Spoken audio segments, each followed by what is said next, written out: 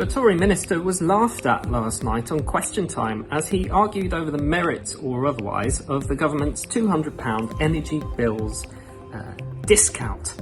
We'll get to that one in a minute. Here's what Greg Hand said about the £200 you'll get in October. Give them assistance in paying their energy bills. £200 is, of course, a loan. It's not a loan. It is a discount, which will then be taken back in the form of a levy. You're not being given it, you have to pay it back. No, not necessarily the individual. It gets taken back at the point at which it is levied. Yeah, sorry, you're all shouting something. What are you all shouting? I'm saying it's a loan. It's not a loan. It's a loan. That's what you're hearing from the audience. No, it's taken back through a levy. It's not a loan because it doesn't create an obligation on the individual to repay. It is actually a levy on the price point at which the bill. But they still have to pay it back. What's the difference? It's put on the price point, not on the individual. The individual does not have an obligation to repay. Oh, so we can say we don't want to. If we don't want to pay it back, we don't have to. No, I'm not saying that. It's taken back. So is he right? Is it a loan, or is it, as he said, a discount which you will have to pay back? Now, you might not be able to see the difference between these two things, and you're probably right. The top line of it is that it will be money off your bills which you have to pay back. The difference is, unlike a commercial loan or a sort of a government-funded loan, you do not have a choice over whether to take this. It's applied not to you personally, but to your bill, your household electricity bill, and it's going to be applied to all electricity bills in the country, about 28 million households. What happens is this October, your direct debit or what have you will be credited with £200, which then from April 2023 starts being paid back by adding £40 every year to your bill for 5 years. You do not have a choice about this.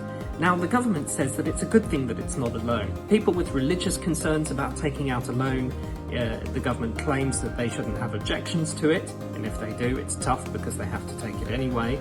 And it doesn't have the same sort of concerns about getting into debt. But is that really a good thing that they're doing it the way they're doing? Because you have no choice over it, it's actually a very, very blunt instrument.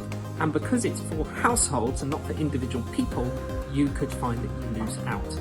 Now, how is that? It's because you get the benefit of the £200 at the point that wherever you are in October, and then you have to repay it at whatever point you're at next April and beyond for 5 years. So, if you're currently 19 years old and living at home with your parents, and then you move out, your parents will get the benefit of the £200, but you will have to pay back £40 a year. Likewise, if you're 26 and you're in a house share in Manchester, you will all share between you the benefit of the £200, but if you then move in with your boyfriend or girlfriend next year, the two of you will have to share the burden just between the two of you of the paying back £40 every year for 5 years. The same applies to people who are married now and get divorced and all sorts of other equations. Likewise, there are some people who benefit, who will get the full benefit living alone now of the £200, but then will share back the £40 repayments between maybe 5 people if they move into a house share. Whichever way you look at it, that's not really fair, is it? And the other thing is that this will only come in October. More price rises on energy bills, additional to the 693 we've already seen, are expected on October the 1st. In other words, at the same time this comes in. That's led to huge pressure on Rishi Sunak to announce more than just the £200 and 150 off some people's council tax that he has already announced.